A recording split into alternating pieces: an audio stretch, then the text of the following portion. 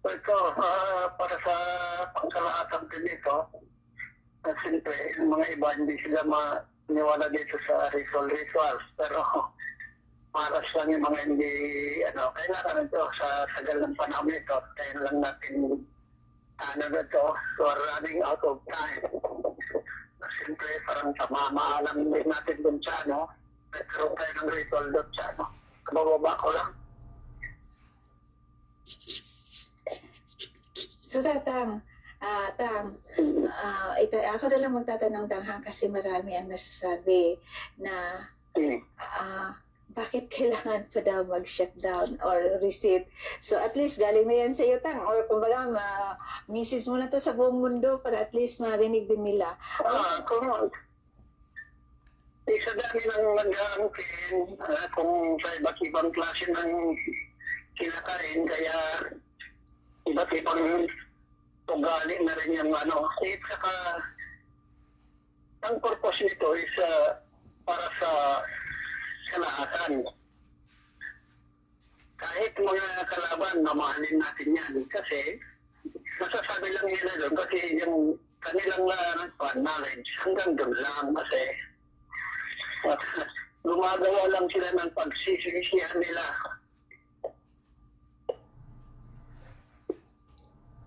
Pero yan, isa sa mga 10 commandments yan, di ba? Love your enemy. Sila yung kalaban, pero tayo, hindi tayo lumalaban. Ang pag-ibig ang nananatili sa ating puso. Hindi naman natin inobliga sa kanila, gumagawa na lang tayo, pero ito, kung sino lang yung dyan, parang yung magandang ani sa isang hektarya, konti lang yung isa-separate mo na para sa binhi. Pero ito, walang sapilitan. Pero karamihan, mga susis to believe, ayan lang natin mga yan. May knowledge sila, pero tanungin mo sa kanila kung sila may utap, sabi nila meron. Ituturo na doon sa ulo, pero nakita na ba nila?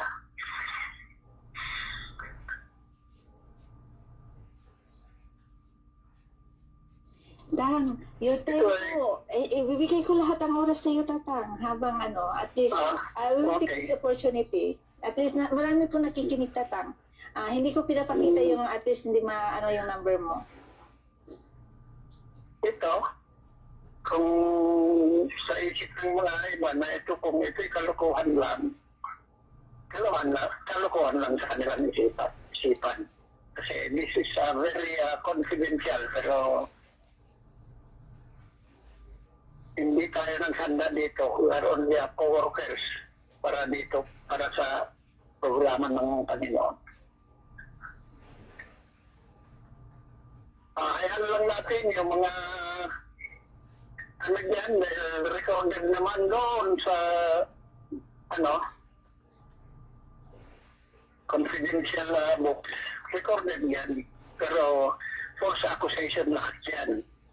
Hindi tayo lumalaban. Tinatanggap natin lahat yan. Ang pagkaintindi sa mga maling kaisipan ng mga tao, nandiyan pa rin tayo nung maintindi.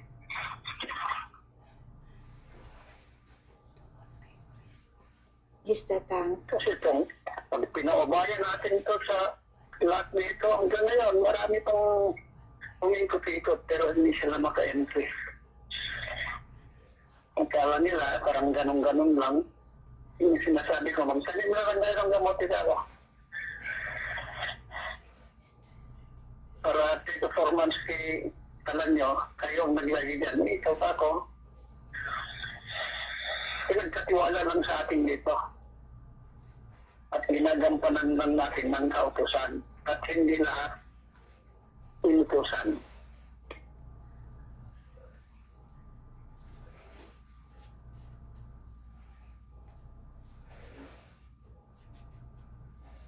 Tang? Ito, tinanggap na natin mga libo-libong false accusation, pagod, uhaw, gutom, hindi para sa ating sarili. pagsunod sa kautusan, itisin natin. Dahil alam natin, ng dulo, puro ani na. Opo, Tatang. Na kailangan ilaklo natin kasi isakaroon tayo talaga ng ano yan. 3 to 6 months military will take over yan.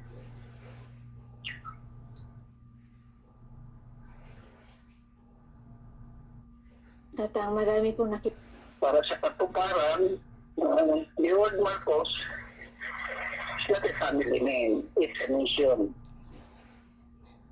We use for medical assistance to rural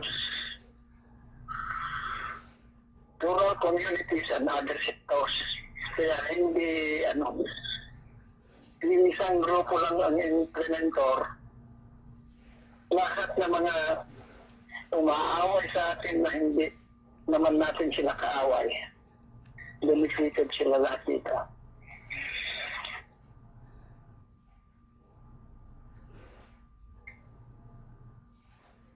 Not only in the Philippines.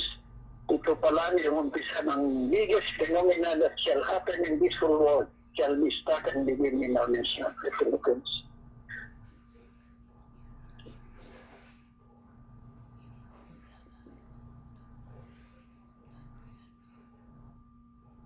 At may nakapirma doon. Walang nag-aangkin doon. Ano nakalagay doon? Ang kayamanan na yan, hindi para sa isa. Ang kayamanan na yan,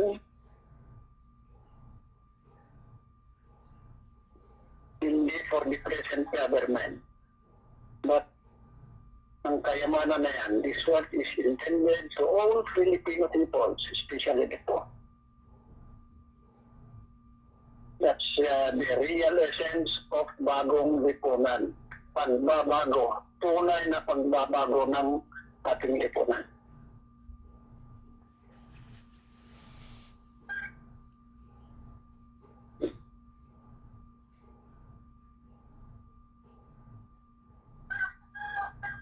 Ilang beses na lang tayo bago tayo magkadoble-dos. Rigid na ang inaano natin dito.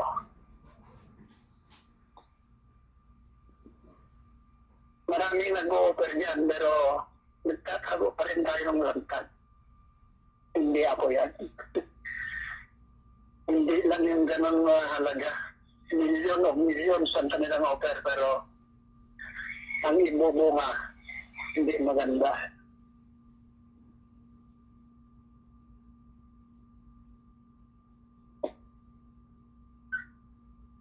Kailangan natin to perform for the final.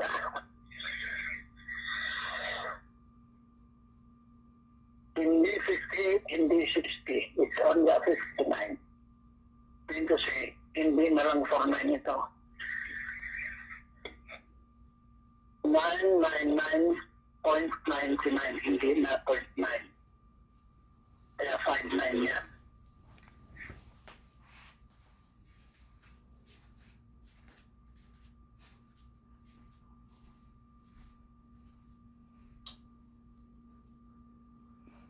Tang, marami talaga nakikinig sa iyo, Tang.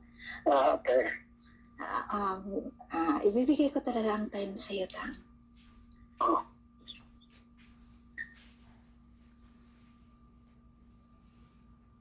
Kaya lahat naman nakikinig na hindi lahat yan na loyal. Maraming nagkasabante. Marami nang nagpapagod, marami na rin nagkukwenta. Pero wala tayong ano dyan.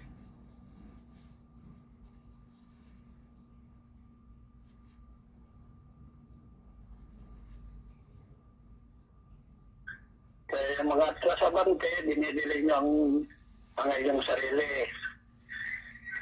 Kung pulido kayo, mas pupuliduhin pa. Unang-una yung pag-iisip. Ibabalanse sa mga gawa. Kasi without work and needs is dead. Nandito na tayo sa material balance.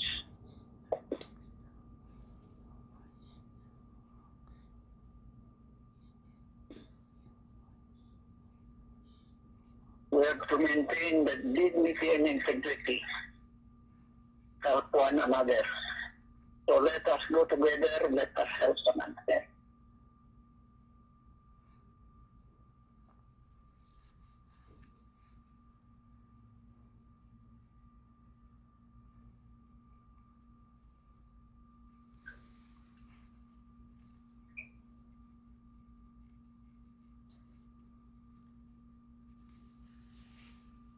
Tang, Okay. sana hindi na ako mag-wish. Alam kong konti na lang. Inaantay ko na lang po yung panahon na yun.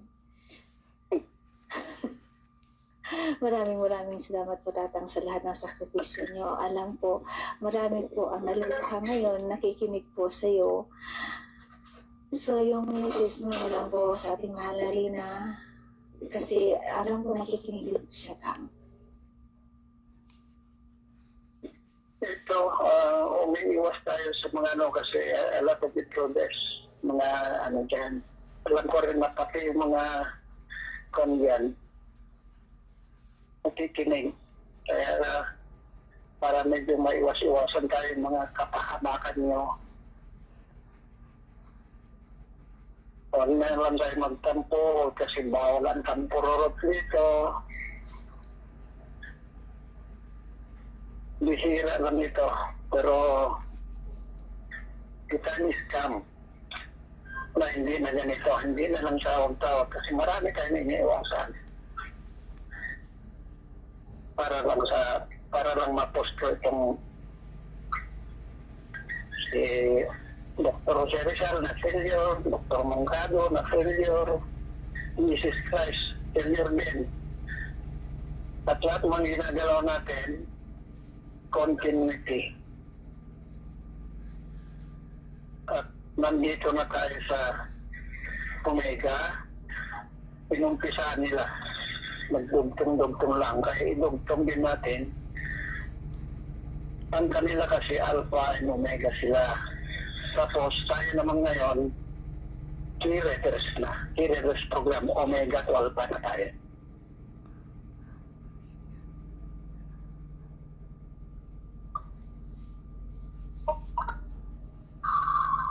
Medyo may konting sakit at may konting pait. Kasi mga iba ano sila ng matamis na suha. Ang pitas, kinagat ka agad. Hindi naman nila ganan sa tamang proseso.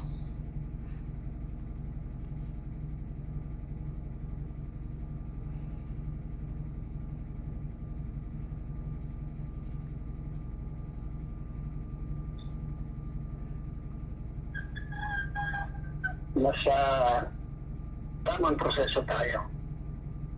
Hindi magtanim ka ng balay, kahit tatanim mo lang, aanihin mo na ba? Ganyan ito. Yan ang programa ng Panginoon. Kaya mainipin na sa mga tao. Ninoto ng Panginoon kay taon sa mga tao, kaya nagkaroon ng Kaya karamihan sa ngayon, mismo yung mga nag-aangkin, maiinit na rin. Pero ang kanilang init, maiinit na lang sa kanilang sarili.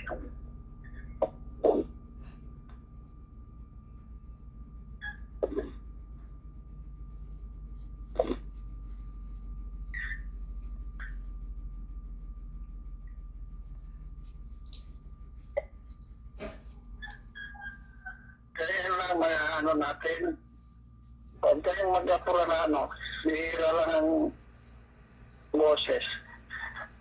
Darating na magkakahalo-bilo na habang buhay. Pero hindi na habang buhay ito.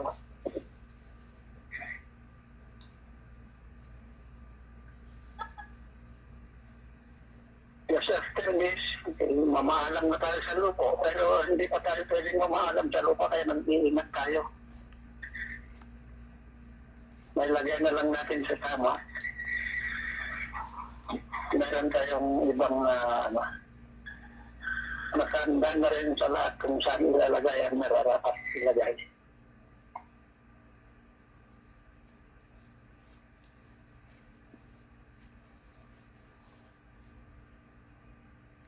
Love one another.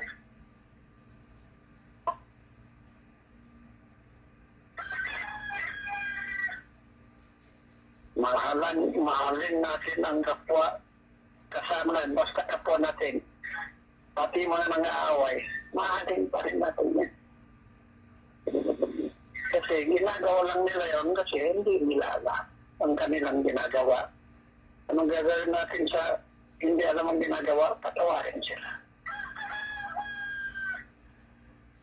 Bahala na ang judgment sila kung patawarin o patuwari. Pero may kunting chance pa.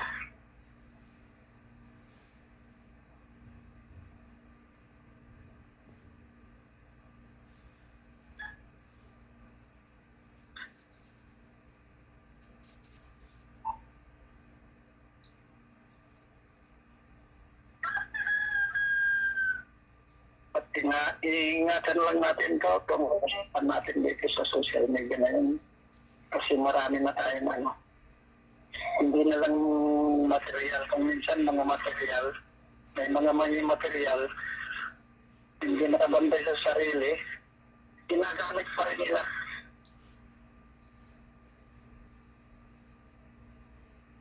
So, kumbaga, wala akong anak na soil.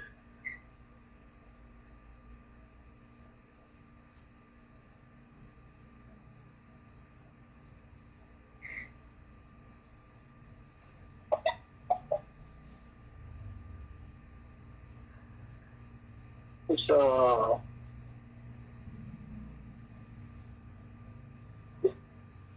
good luck.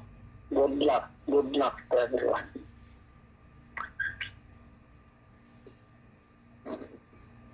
Assalamualaikum warahmatullahi wabarakatuh. Greetings. At least, baka ito na ang ating last live telecast dahil talagang nagsalita na si Apo na may gagawin na. Para doon sa mga hindi naniniwala at nananakit at nananadya at naghahamak, salamat. Kung kayo ay may kaluluwa, ihanda ninyo ang kaluluwa ninyo. Kasi nasa panahon tayo ng bibinong gobyerno. Marami ang nagpapanggap. Tingnan mo yung tao,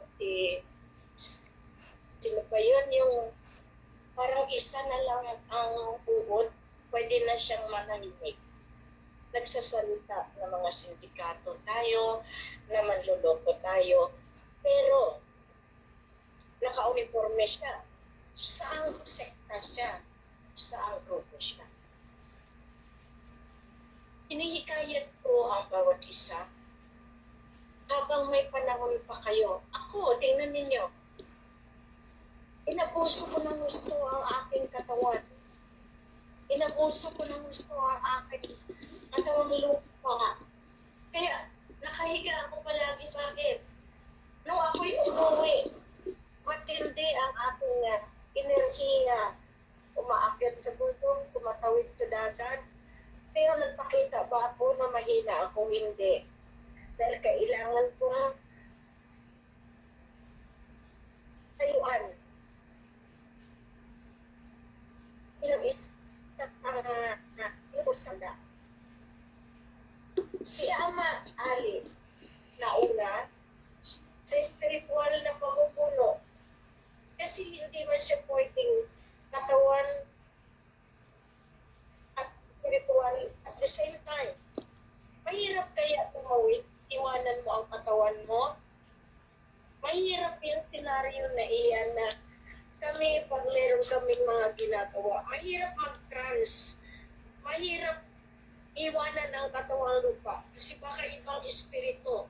Marami na ngayon na may hawak ng itim na mahika na kaya nilang palitan ang katawan ninyo ng ibang kaluluwa. Kaya nila, pero kaya ng mga lolo natin. Kaya nga, meron yung sinasabi, swapping of the spirit. Totoo yan. Marami na ang mga tao na iba na ang nasa loob ng katawan. Marami. Ngayon, kung gusto ninyong ganyan mangyari sa inyo, tuloy-tuloy kayo sa pambubuli ninyo, sa pambabastos ninyo, sa ninyo. Ngayon, kami, masaya na ako na nagsalita mismo si Tatang. Nagbigay mismo siya ng mensahe dahil kailangan na. Ngayon,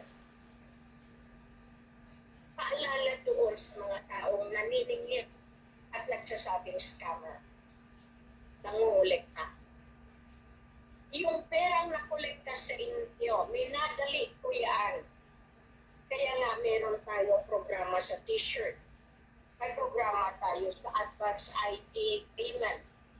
Dahil doon sa aking target na ma-release ko ang 2 billion USD na nasa pangalan ko, nasa security card.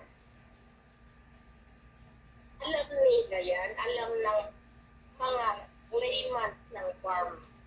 Ano sa palagay niyo bakit disente na ngayon ang mga gustusin din na katulad natin noon? Nakita ninyo, dahil sa 2 billion pesos na iyan, ay 2 billion USD na iyan, na pinaghati-hatian ina. Palagay niyo ang pag-imprenta ng pera. Sino nag-order? Si Red Kenneth at ang grupo niya. Dahil nagbigay tayo ng otoridad sa kanila, pero inabuso nila yung otoridad na iyan ay buhay nila ang kapalit. Buhay sa buhay. Ngayon, yung mga MNLF, ang totoong MNLF, ang totoong mga mujahidin sa hanay ng MNLF, sa hanay ng MILF, pinapapatay dahil sa patong sa ulo. Alam niyo ba yan? Bakit palagi meron namamatay? Dahil sa kaganiran ng tao na opisyal o sino man yan ang nagpapatong ng ulo. Pati iyan sila, sunugin ko iyan. Ang mga lolo na iyan yung nagsakripisyo ng buhay sa pagprotekta ng langis natin, ng ating hula pang sa agama, tapos ipapatay. Sino? Si Carlito na naman? Si Galvez na naman? Ang nagtayong uwak na sultan? The king kuno, the king? Tagtarin talaga yan. Tagtarin talaga yan. Bakit? Tagtarin talaga yan sila ba? Masakit na. Ang mga taong totoo na lumalaban, pinapapatay dahil sa patong sa ulo. Ipakain ninyo sa mga anak ninyo, sa mga apo ninyo, yung pera na yan. Na yung pera naman, pera din natin na ginagamit ninyo. Masakit. Kaya nga, tama rin lang na ituloy na ang shutdown. Tapos na ang global reset. Hindi nila namalayan. Kaya kayong mga nagpapanggap na matalino, na ginamit ninyo ang copy-pasted na kinikilala kayo ni Sara at Kitara. O di doon kayo sa Amerika, huwag kayong tumuntong sa soberenya. Pinabantayan ko kayo lahat, kaya nga ako walang tulugan. Akala nila ganyan lamang ang trabaho namin ni Tatang. Ngayon, maraming nagsasalita. Wala yan, last year para shutdown. Oo. Kung nauna tayo na nakita ninyo, madali tayo lusubin ng mga komunista, ng grupo ng China, ng mga Black CIA, ng grupo na iyan ng mga taga-usok ng Amerika. Marami kasing grupo ang bawat country. Sa atin, meron tayong mga tinatawag na utusan ng mga politiko. Iyan yung grupo na pwedeng pumatay. At iyan sila ang inuutusan ng gobyerno ni Bongbong, ni Sara, na inangkin nila. Wala ng gobyerno noong 2013 pa, kaya nga nagsabas tando. Sambuang tando. Sinuportahan ng mga Amerikano. Pumasok sila sa 44 Supplement. Kaya nga dyan natin makikita. So yan dito, talagang naka-programa. So ibig sabihin, lahat tayo ngayon, nasa pagitan na tayo ng dilim at liwanag.